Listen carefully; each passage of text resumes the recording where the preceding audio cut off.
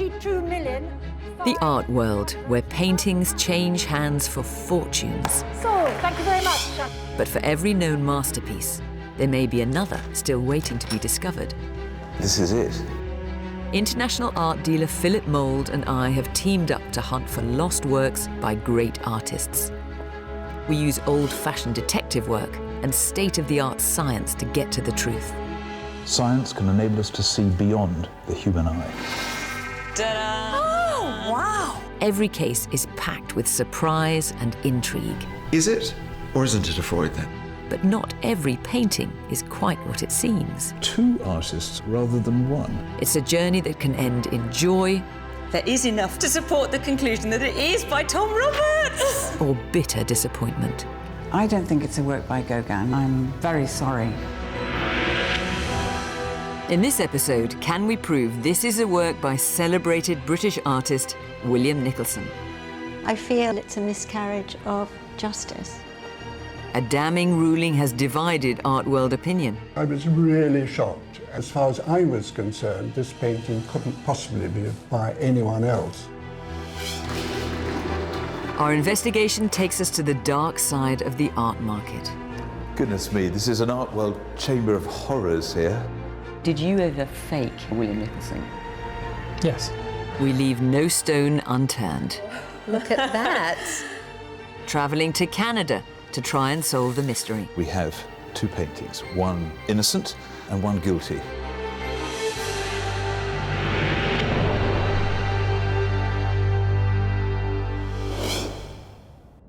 We're beginning our investigation in London.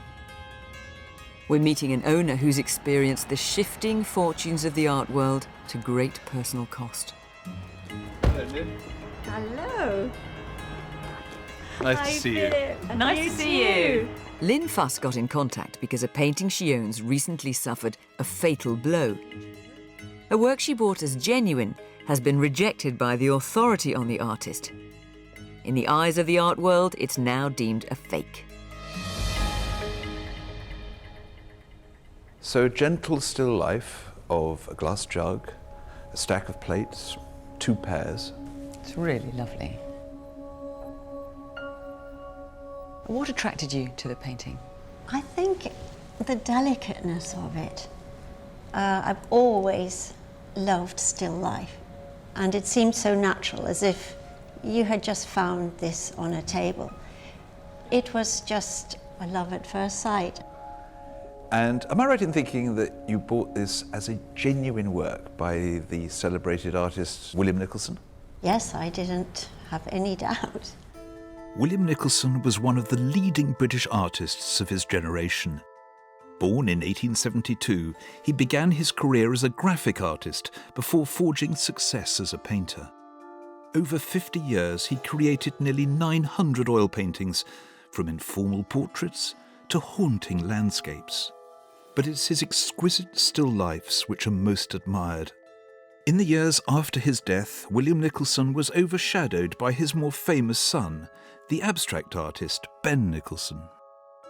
But today his work is highly prized, often reaching six-figure sums. So was Lynn's picture worth such a hefty price when she bought it back in 2006? So can you recall how much you paid for the picture? £165,000. Which is an appropriate price then for a good work by William Nicholson. So, well, we're here today. Something has obviously gone badly wrong. What happened after you bought it? Well, we were told that Patricia Reed, an authority on William Nicholson, was doing a catalogue raisonné. And then when the catalogue came out, she hadn't put this picture in the catalogue, which was quite a shock. So she was effectively deeming it to be a fake? She was definitely questioning it. But the point is, if she doesn't include it, the picture has very little life beyond just a decorative image. I mean, it's worth what? A few £100s. So where we are right now, that £165,000 you spent back in 2006, well, you've lost that. Mm-hmm. I mean, for a painting you love, it's hard to hear. It is. I was actually hurt, and for the painting. Yeah, of course. I feel it's a miscarriage of justice. Patricia Reed, though, she must have her reasons. There's obviously another story going on here that we need to get to the bottom of. There's a very personal dimension to this case. Lynn grew to love Nicholson's work through her aunt, Lillian Browse, who was a legend in the art world and one of the first female art dealers. Lynn bought the picture from her aunt's gallery just a few months after her death. The fact that you bought the painting from Browse and Derby must have given you some confidence. Yes. And there's the connection to your aunt Lillian Browse. Absolutely. Because she had shown this picture in her own gallery. So she believed in it? She must have believed in it, yes. Lillian Browse was renowned for her knowledge of William Nicholson, having published the first catalogue raisonné, the official list of all his known works, in 1956. Your aunt was considered the authority on William Nicholson. She wrote about him, she dealt in his paintings. There's now a new catalogue raisonné, and your painting's not in here.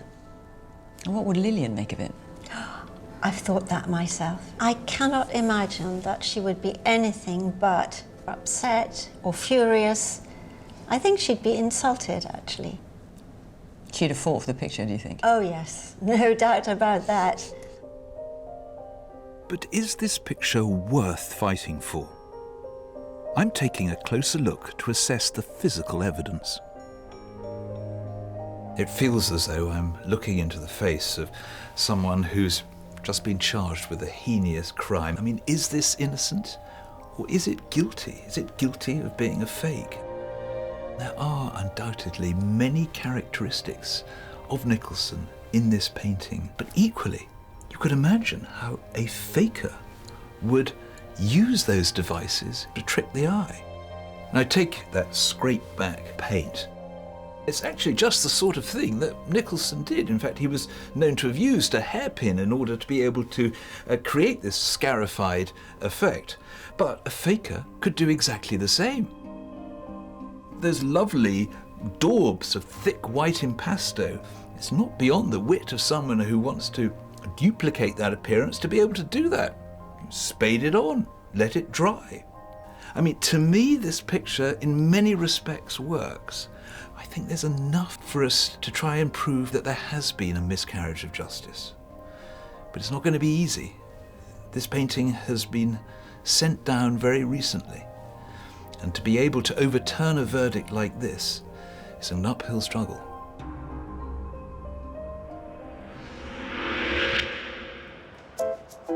We need to know why Lynn's picture was rejected as a work by Nicholson. So I've come to Mayfair, the heart of London's art market. Lynn's aunt, Lillian Browse, was an art dealer here for over 50 years. Dubbed the Duchess of Cork Street, she was a doyenne of the art world. Her gallery, Browse and Derby, is still open for business, and I'm meeting her former partner, Will Derby, to find out why a painting their gallery sold suffered such a fall from grace.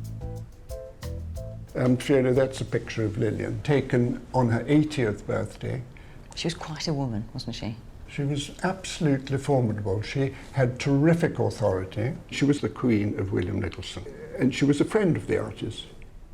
Lillian Browse's catalogue was published 60 years ago, and one thing that's troubling me is that Lynn's picture is not listed. So can we be sure that she believed in it? This is Lillian's personal copy of the book, and over the years, as more paintings came to light, she added them in longhand. So she's added these in her handwriting? Yeah. To try and complete the catalogue? Yeah. And if you look here... Glass jug with pile of plates and 2 pairs, circa 1936. So this is our painting here? Yeah. It's not another one that sounds like it. This is our painting? No, absolutely. Wow. Well, there it is. Yeah. So you must have been horrified then when Patricia Reed didn't Well, I include was those. shocked. I was really shocked because, as far as I was concerned, this painting couldn't possibly be by anyone else. Did Patricia Reed give you a reason why she wouldn't include it in the catalogue? She didn't like the handle on the jug or the rim of the jug, and she thought the plates were boringly painted, which I find astonishing. I rather like them, actually. And what about provenance? Provenance was another factor. Prior to the early 70s, there's none that we know of. None at all? No. I have to be honest, the lack of provenance prior to the 1970s does bother me. But from that moment onwards, it has impeccable provenance, doesn't it? Yes, yes, absolutely. It's passed through some really reputable London galleries, and we have exhibited this painting twice. First of all in 1983. Yes, I can see it here, the glass jug. And then in 1990 we showed it again. There's no denying, though, that this is a serious body of work by Patricia Reed, isn't it? This isn't something that one can just dismiss. Oh, indeed. It's a very scholarly book, but it's incomplete. In your opinion? In my opinion. I particularly think this is one of his best. I think it's a strong painting. It's a shame Patricia doesn't share your view. Well, she may change her mind, who knows? Could an inauthentic work have been in circulation for 4 decades, passing through some of the most respected art galleries in London? The present authority on Nicholson seems to think so. At Phillips Gallery, we're getting to grips with the challenge ahead. So it's quite clear, talking to Will Darby, that the author of the catalogue raisonné, Patricia Reed, has a fairly lengthy list of problems with Lynn's picture, from the handling of the paint to the depiction of the jug and the plates. And also, she points out that there is a painting in the National Gallery of Canada in Ottawa that has what she calls close and disquieting similarities to Lynn's picture. Yes, it is quite unusual for William Nicholson to repeat his own work. It's not unheard of, but it's unusual. So what I think she's saying is that this is basically a copy of the Ottawa picture. And if so, it's a copy with sinister intent because it's signed N. It's meant to be taken for work by Nicholson. And what doesn't help the cloud of suspicion hanging over Lynn's picture is that there is no provenance that goes back earlier than the 1970s. So I think this isn't going to be that straightforward. Doesn't sound it, does it? If Lynn's picture has any chance of being accepted as a genuine work by Nicholson, we have to address some serious stylistic concerns voiced by the authority on the artist. So I've come to the Fitzwilliam Museum in Cambridge. This impressive art gallery holds a fine selection of William Nicholson's oil paintings. You can see why Nicholson has earned his place as one of the most accomplished painters of the 20th century. For him, painting was a sensuous experience. He had a unique touch, a magical way of manipulating the paint to express light, texture, and mood. I'm keen to see if the brushstrokes in these genuine works are similar to those in Lynn's picture. This is a singularly lovely example of what he can do in still life. It's called Begonias. It was done in 1940 in his bedroom after dinner by lamplight.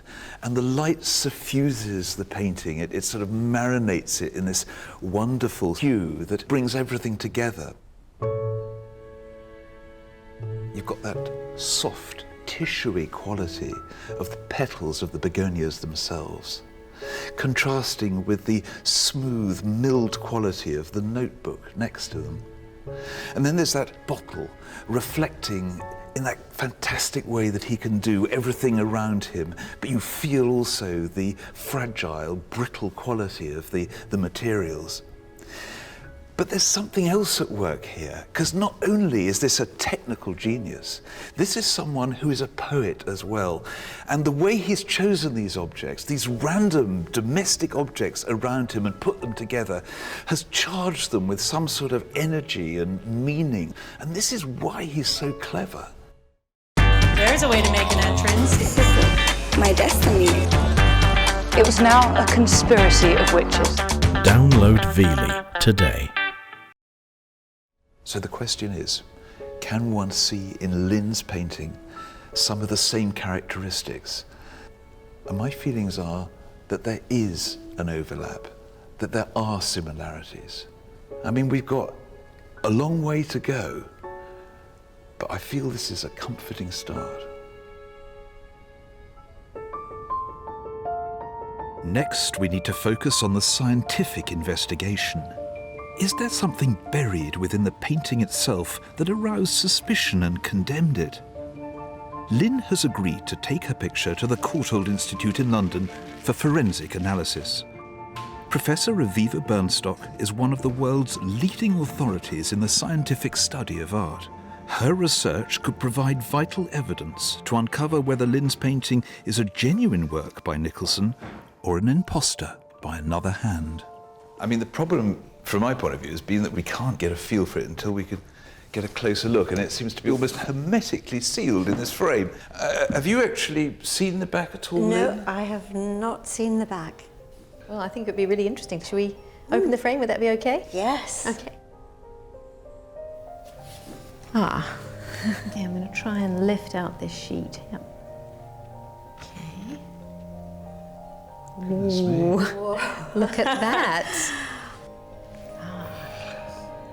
Well, it's fascinating. I can see a number. I can see a beautiful colour, green, red, as if some oil has been dropped here.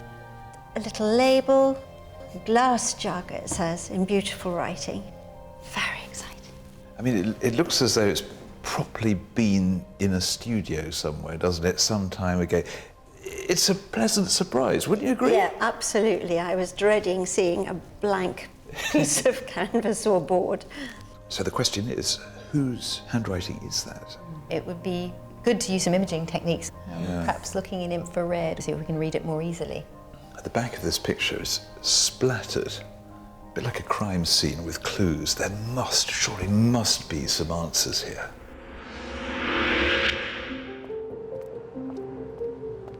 I'm hoping Nicholson's family might be able to shed some light on the authenticity of Lynn's picture.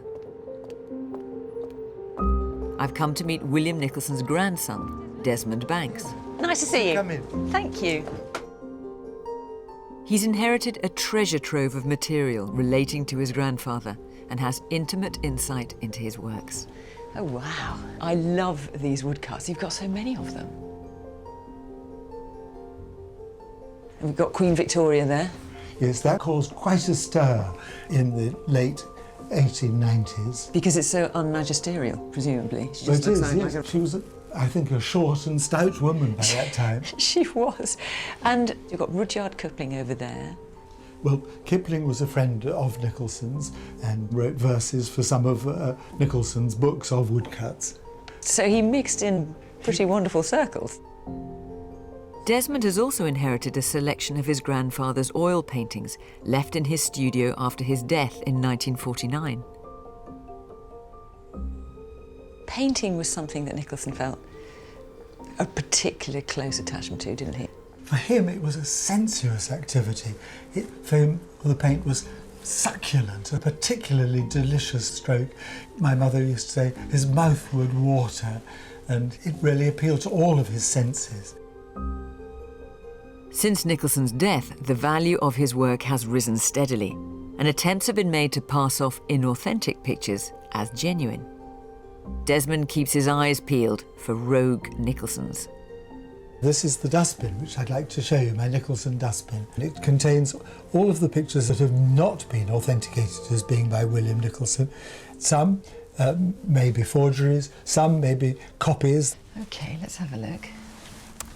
There we've got a nice still life with a lustre jug.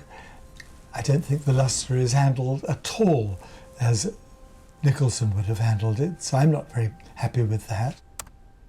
This one here, it vaguely looks like a William Nicholson. On the back, in what appears to be Nicholson's own signature, Nicholson and then a date, that doesn't look like his handwriting to me. So that's someone pretending to do Nicholson's handwriting, is it? It is. So someone has deliberately tried to pass this off as a genuine work by Nicholson? I believe they have, yes. I found this offered for sale on a website as a William Nicholson. This was a painting that was made to order in Panama. They've got teams of artists painting any artist that you want, and this was their attempt at William Nicholson. Wow. And there's this one here, which is... Hang on. This is our painting. Is it really? Good heavens. Well... This is our painting in your dustbin? It is. Desmond's been in the dark about which painting we're investigating, so I'm rather taken aback that it's been dumped in his dustbin. You don't think this is genuine? I'm not a judge of it. I do not hold myself out as an expert. All that I can say about it is that Patricia Reed doesn't accept it as genuine. What do you think? I'm looking at the end in the bottom left-hand corner. It's very different from what I'm familiar with, but Nicholson didn't always use the same signature. There's a tremendous variety of his signatures. God, here we are in your home, surrounded by all these genuine William Nicholson works, and you've got art painting in your dustbin. Of all of the paintings in my dustbin... I'm beginning to really not like that phrase, yes. This is the one which I think is the best and the best candidate for acceptance. For coming out of the dustbin. But I'm not the person to make a final judgment on it.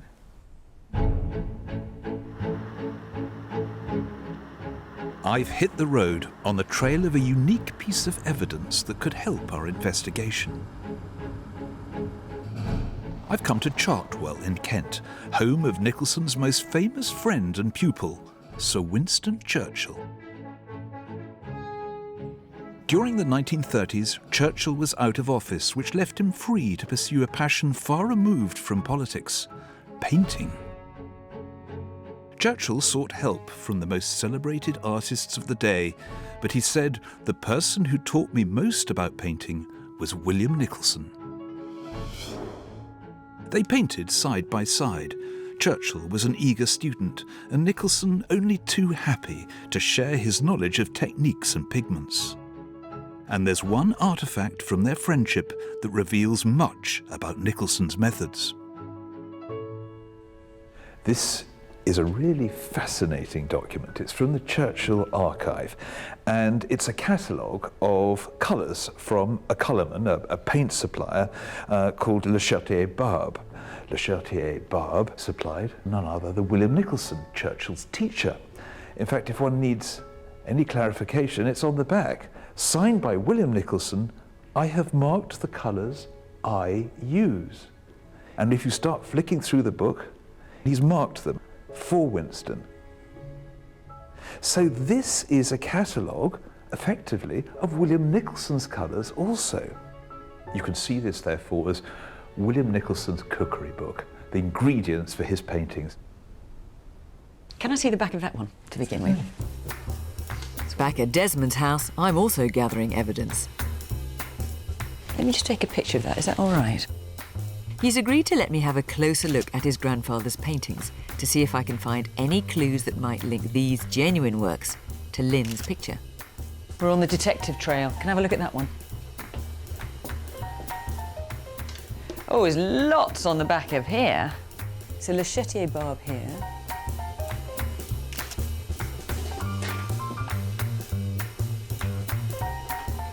William Nicholson, Apple Tree Yard. That's in his handwriting. Is it? Oh, I'd like to take a picture of that. In an old chest, there are precious relics. Nicholson's old clothes. Oh, I recognise these. Props from his paintings. Here's his painting smock. And look at all the holes. What a tatty thing it was. And digging deeper, we strike gold. Have a look at this. And this is his painting box that he used to take with him. Look at this. Oh my goodness, all his paints are here. That's them. I can't believe he still got this after all these years. I mean, his brush touched these pigments. Did his brush touch the pigments on our painting? Back at the gallery, we're gathering with Lynn to have a closer look at the technical images of the picture. So Lynn, this is an infrared image of the bag, and in the middle of it appears to be the title, Glass Jug. I mean, what intrigues me about this is the handwriting. I thought about comparing that to the writing on the back of some of the known Nicholson paintings owned by his grandson. So here's the writing on one of those pictures. Now, this is definitely William Nicholson's handwriting. Can you see any similarities? Oh, definitely some. The yes. J here on Jug and the J on James's. Yes. I mean, it's not an awful lot to go on, but it doesn't look like a different hand. It looks like it could be similar. Yeah, but I don't want to rain on your parade, which you know I hate doing. Which you love doing. If I'm a faker, the first thing I do is get the handwriting right. Now, if we are going to make a case for this, we've got to find a lot more to compare it with.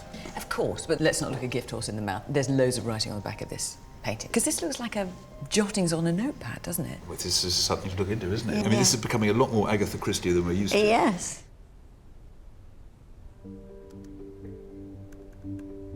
I'm getting to work on the provenance of Lynn's picture.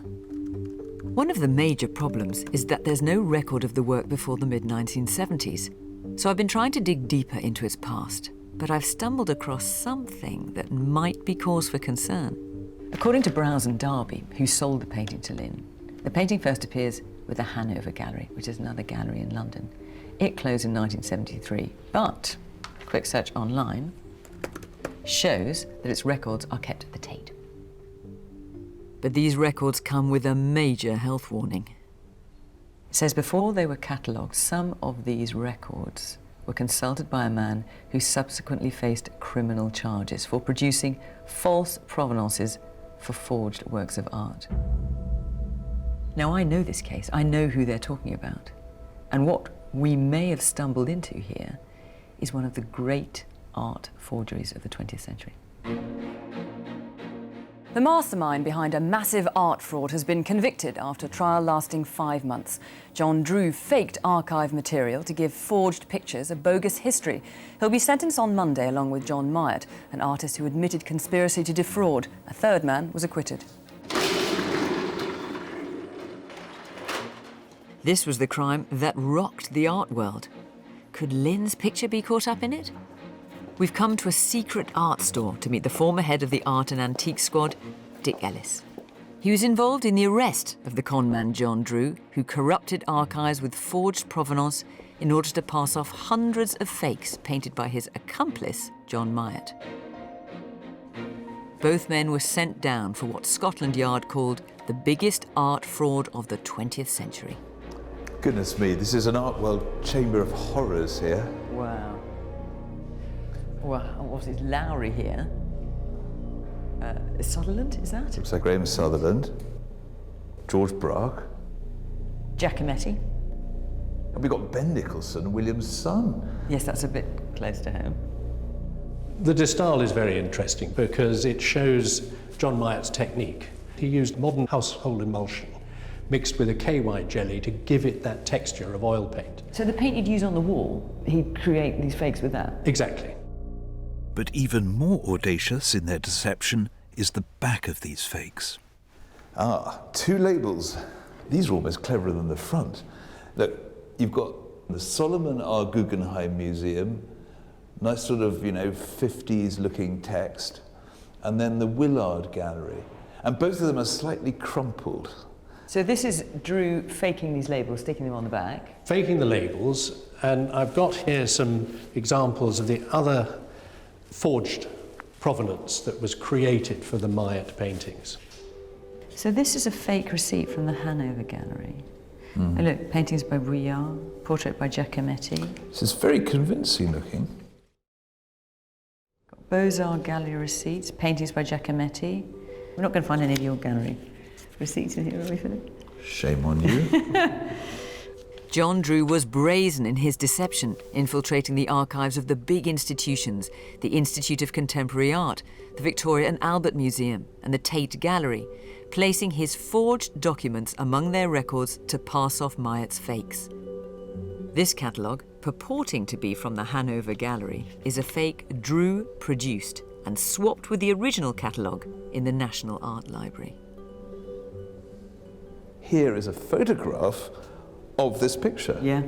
So he has legitimized this fake. And this particular picture was recovered from an eminent New York dealer who'd paid several hundreds of thousands of dollars for it. Ooh, ouch. I'm concerned to see several fake Ben Nicholsons, which makes me wonder if Myatt forged father as well as son. Has John Myatt ever painted a William Nicholson, do you know? I think only John Myatt can answer that question. With our investigation taking a sinister turn, I've returned to the Courtauld Institute. I'm hoping Aviva can find some answers locked within the evidence Fiona and I gathered for her. Hello, Aviva. Hello. Well, I can see you've got enough to keep yourself busy here, and the paint box has arrived. It has, and it makes all the difference to the study of this painting.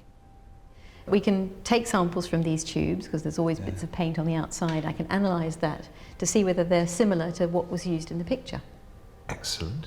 And I've discovered one other exciting thing, and that is a palette fits in like this. And you see the painting, which is on the easel here, which is a commercially primed artist board, slots perfectly into this box. You see, it's exactly the right size. Yeah, it's a snug fit. It's a snug fit, but when it was closed, the back would be in contact with the palette, like that. And I think that explains why there are splodges of palette paint on the back of the actual support. I mean, that is an utterly brilliant suggestion. In fact, if you have a look at these images, they're the backs of other pictures that he made. You can see there are bits of paint on the back too.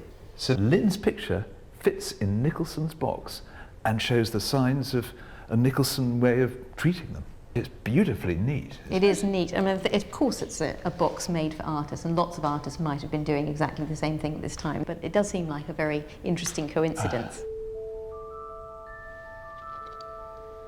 Aviva is taking samples from the tubes in Nicholson's paint box.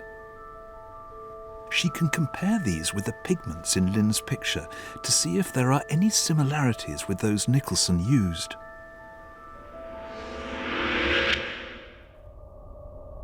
With the origins of Lynn's picture still a mystery, I need to rule out foul play. Could the forger John Myatt have had any hand in this work? Myatt served his time. Today, he's a successful artist in his own right. I've met him before, and he's always refused to reveal where his fake paintings ended up. But this time, I'm hoping he'll spill the beans. Hi, John. Fiona, hello. You have, of course, painted a lot of fakes in the past. Some of them are still out there? Yes.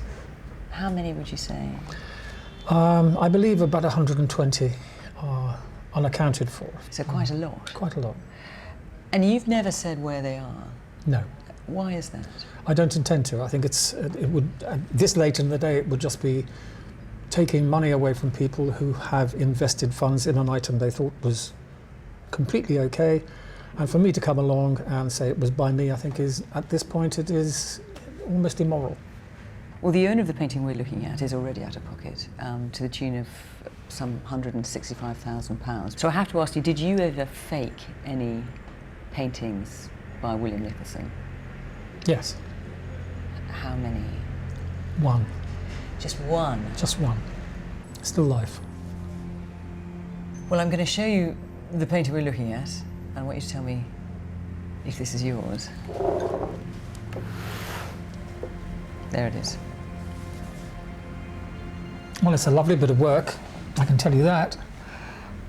But it's definitely not by me.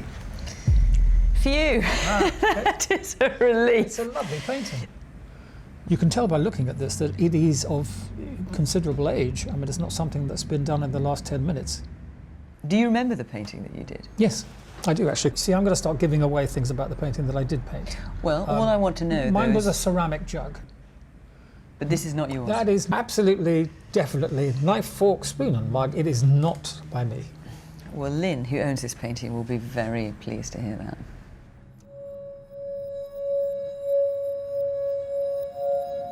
Back at the Courtauld Institute, Aviva has used X-ray photography to penetrate deep into the paint layers to see if she can find any clue as to the genesis of Lynn's picture. And she's found something quite unexpected. How extraordinary.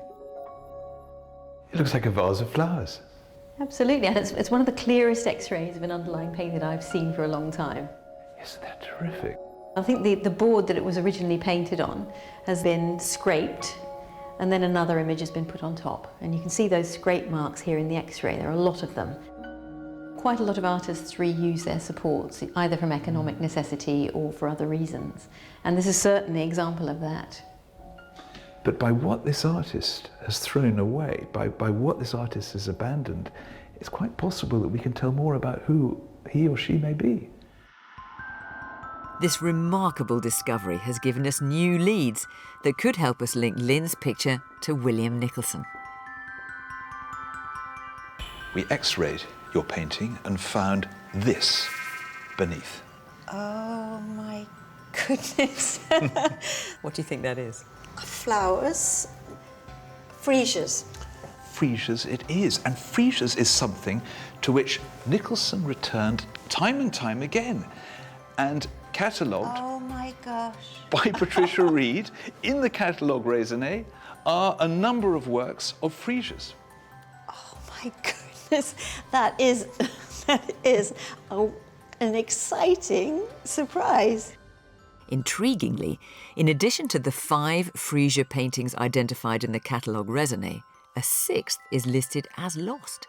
We know Nicholson painted it because it's mentioned in a letter to Countess Spencer, the grandmother of Princess Diana, while he was making plans to paint a family portrait. Here's the letter, dated 1930. And he's apologising for not being able to come along that weekend. He says, "May I come next weekend?" But the best line is at the end. He says, "I am finishing the freesias." Now the question is that the image that lies beneath your picture?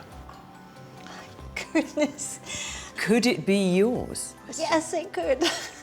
So what we might do is solve 2 mysteries at once here. Is your painting by William Nicholson? And is the painting underneath the lost William Nicholson of freesias? That is incredible, I have to say. I would never, ever thought you'd got something like that to bring me. Back on the Provenance trail, I've been searching for any record of who owned Lynn's picture before the mid-70s. We've identified that a label on the back belongs to a leading Mayfair gallery called Reed and Lefebvre, one of several the picture passed through. The gallery now operates as Lefebvre Fine Art, and they've agreed on this occasion to look back into their records. I'm heading to see Lynn with some exciting news. Lynn, the reason I've come to see you today is I've now found out who owned your picture before 1976. Before 76, okay. Right? Yeah. So it's this man, George Prince. Now, he was a diamond broker. Right.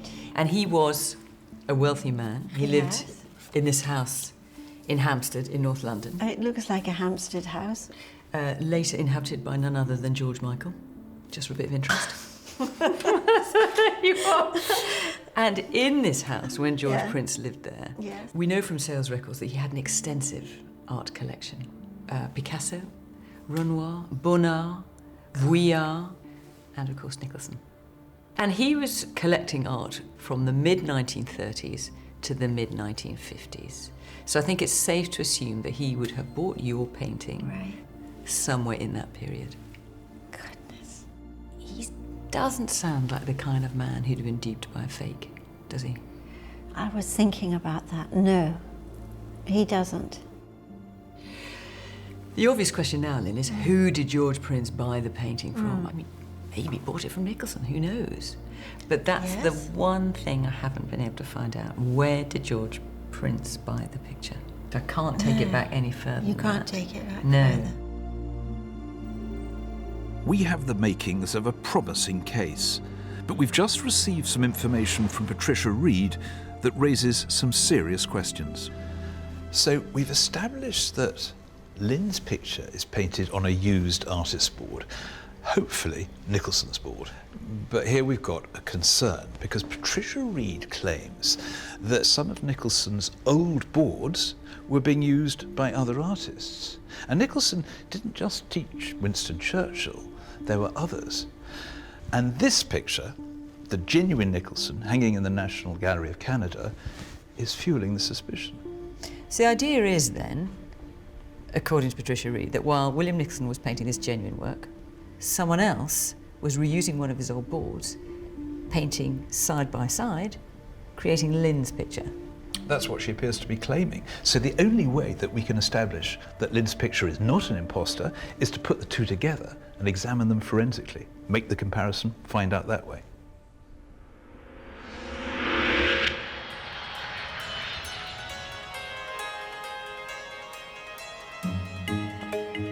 Aviva and I have flown across the pond to Ottawa.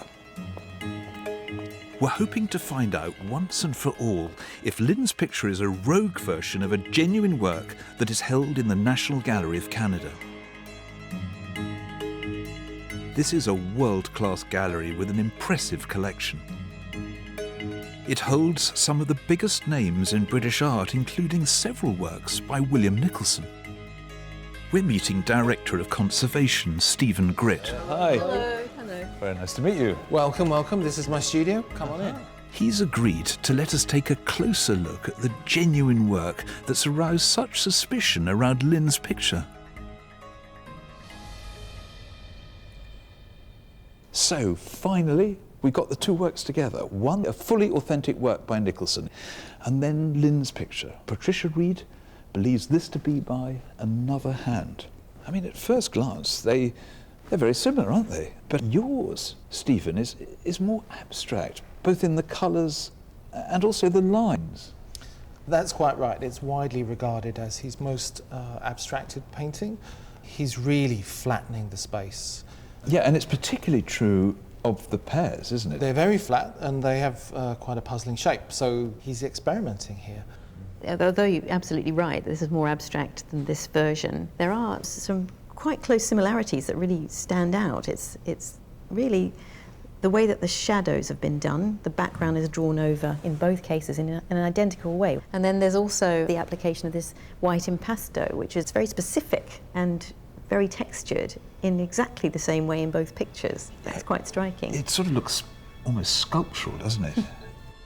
So I'm really interested in looking at the signature mark, the monogram, which in my painting is this characteristic, slightly curlicued, leaning over N, and your N is a little bit different. Yeah, it's an upright N with dots around it. I have to say, it is quite distinctly different.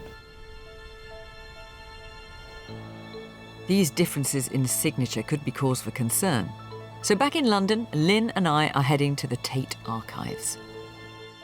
Handwriting analyst Adam Brand has been studying the collection of Nicholson's letters held here, as well as the monograms on his works. So Adam, let's start with the N on the front. Right. What have you been able to make of that?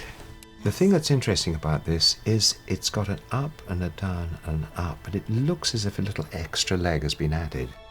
If you look at the other N's, they tend to have quite a lot of fluency. Do you see that? Yes. Do you see also that they tend to have more of a right slant?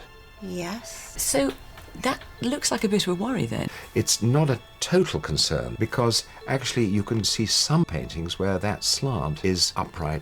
So though I have some concerns about the N, it's not completely dismissed as being not his. Back in Ottawa, we're also taking a closer look at that N.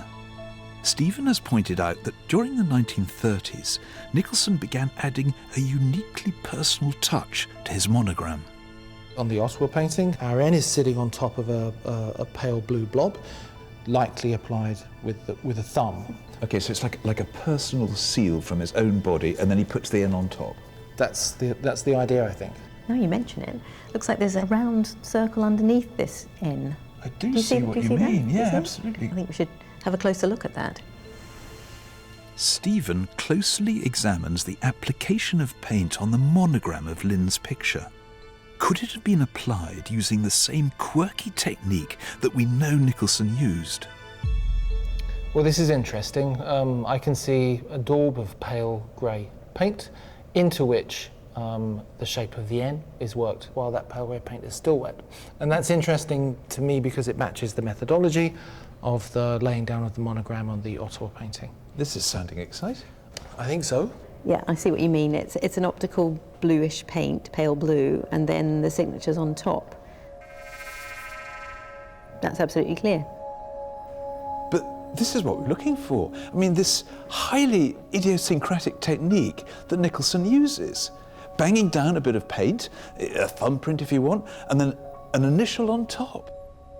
With compelling similarities on the front of both pictures, how do the backs compare? Oh, goodness me. Well, you can see the blobs of paint that we saw. They're exactly the same blobs of paint on the back of this picture. It's the same mess, isn't it? So there's lots of writing on the back and squiggles and notations, but most importantly, I think we've got glass and fruit, which is presumably the early title of our work, and you have glass jug. And what's common here is this very flamboyant G on the word glass. We've got a handwriting expert working on whether or not this is William Nicholson's hand. Now look at that G here and how similar it is to a known Nicholson G. Now that is quite an individualistic structure. From a graphological handwriting point of view, they're quite similar. Do you see that point? Now, if we move on to the spacing, you've got GL break, you've got A, break, break. Now, if you look at one of his letters, that's very similar. Do you see that? Yes. Is that not something you could easily copy? No, it is the most difficult thing to do because it's an unconscious movement. That movement is actually in many ways more significant than the letter shape. It's so interesting. Do you see? It's absolutely fascinating. And even at the bottom, you see the S's exactly the same as the S's on the back of the picture. Now, when you've got all these significant characteristics coming together, I am 100% convinced that the writing on the back of this painting was done by Sir William Nicholson. Really? Yes. Wow. You've never given us a percentage before. That is very exciting. And that's the most categorical I've ever heard you, Adam.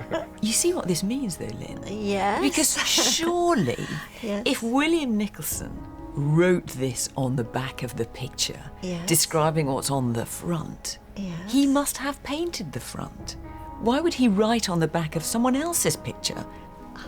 This is a massive step forward for us. With the handwriting authenticated as Nicholson's, this gives huge weight to what's actually written. And a hastily scribbled note could help us date Lynn's picture. Do you remember this pad win with the numbers? Yes. We thought it might be a railway timetable. Yes. We sent our researcher to the National Railway Museum in York, and he spent 2 days going through years and years of railway timetables. Somebody fastidious. And what we found is that between September 1931 and September 1939, there is a train that left from Paddington, and there's the time, 9:20. And this Windsor. And here we go, 3:32 on the painting, 3:32 on the timetable. There it is. But this, again, you believe is Nicholson's handwriting, don't you? Yes, indeed, yeah. 100%. 100%. And now this timetable changed after September 39 because of the outbreak of war. So what we can be sure about is that this was written on the back of this picture between September 1931 and September 1939. I've got goosebumps now. So we can date the back of the board to well within Nicholson's lifetime. In fact, to the same period as he painted the Ottawa picture, which is dated to around 1938. But handwriting alone won't be enough to prove the authenticity of Lynn's picture. It's what's on the front that matters most. We need to compare the pigments used to paint the genuine Nicholson with those in Lynn's picture. Scientists at the Canadian Conservation Institute, a leading art research facility, have agreed to conduct rigorous analysis. Minute paint samples, 1,000th the size of a grain of sand, are run through a series of analytical processes which can identify the precise chemical properties of the pigments. The results can be compared with Aviva's analysis of Lynn's picture. If the materials are wildly different, then it's much less likely to be the work of Nicholson. Back at Stephen's studio, the results are coming in. Well, as it stands, we have two pictures, one of them innocent, the other guilty. Now, have you discovered anything that might help Lynn's picture? Well, I'll show you. Here we are. Goodness me, I mean, it's a row of yeses, a glowing school report. What this shows is that there are a number of pigments that were used in common for both pictures. So every one of those pigments that you have found in the Ottawa picture, you found in Lynn's. That's right. And I've also found that the pigments in both pictures are closely similar to the tubes of paint in Nicholson's paint box. Although it's possible to argue that manufactured pigments can be used by anyone, there are such close similarities for so many pigments used here that it would seem unlikely. But beyond that, the technique used for the pictures is closely similar too. The way the paint's actually applied really is so specific and so similar that it would be very, very hard to imitate that, in my opinion. What do you think, Stephen? I think the results are really good and really clear, and there are so many compelling similarities that the inescapable conclusion really is that the Ottawa painting's by Nicholson and Lynn's painting is by Nicholson. So the only way that Lynn's painting could not be by Nicholson is if someone had got hold of one of Nicholson's old artist boards, had done the same subject using exactly the same paints, exactly the same pigments, and then got Nicholson to inscribe it on the back, glass jug. I mean, what are the chances of this? Back in London, we've sent our dossier of evidence to the author of the catalogue raisonné, and we're waiting for a decision. I think our evidence is really strong. I mean, just think what we've got. A handwriting expert who believes 100% that the writing on the back is by William Nicholson, including those words, glass jug. And then thanks to old train timetables, we can date some of that writing between 1931 and 1939, which is the right period for our picture. As for the provenance, we've taken it further back from the mid-1970s to George Prince, diamond broker, serious art collector. What we haven't done, though, is take it further back still to William Nicholson himself. So that is a gap, and that's a worry.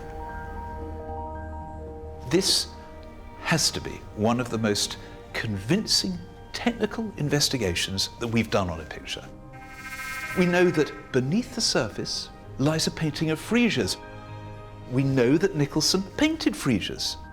We know that the paint is the same as that that's found in his paint box, and also in the genuine work at Ottawa. Now surely we have done enough to erase the stain on this painting.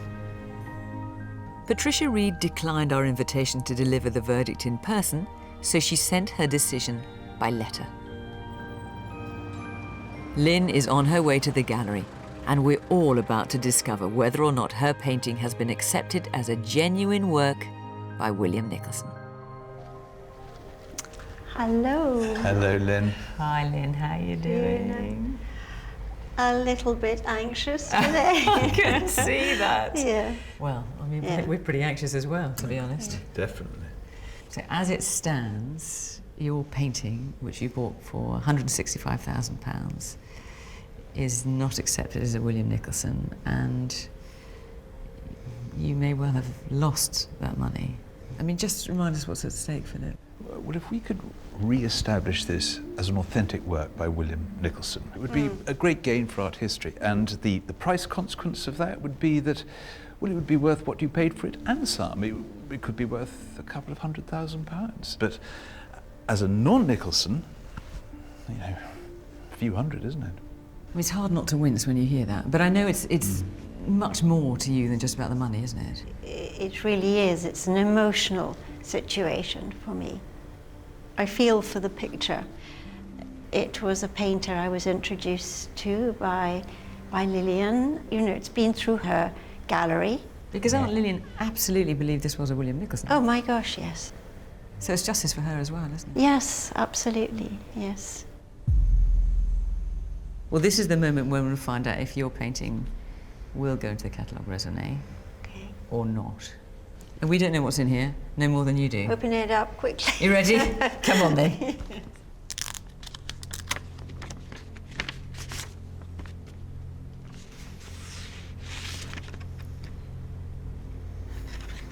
I regret to inform you that I do not find there is sufficient evidence to attribute this work to William Nicholson. Oh, Lynn. I am sorry.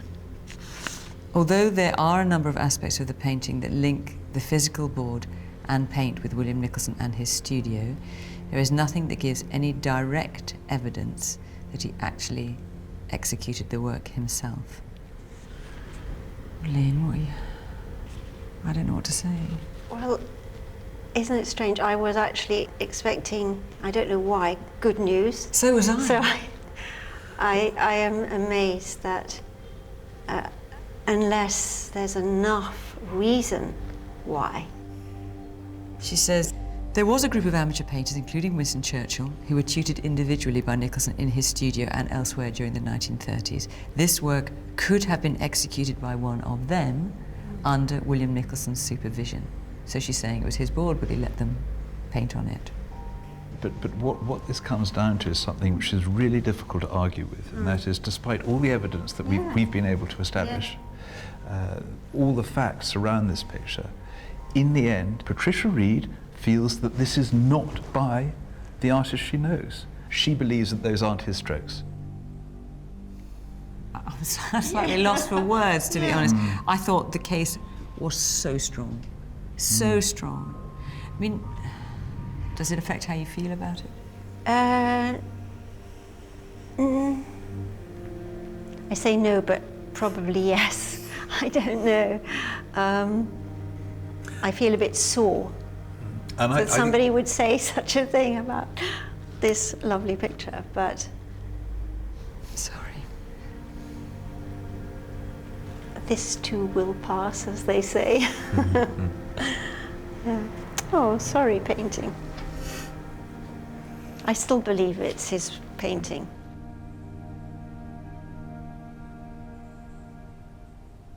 I'm shocked.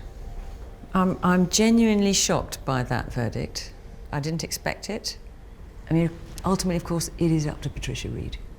If the expert in question feels that it's not by that artist, if visually they don't respond to it, then evidence and intricate argument can just be rebuffed. And this is what's happened. If they don't like the look of it, they don't like the look of it. That's it. And that's her job. But it's brutal.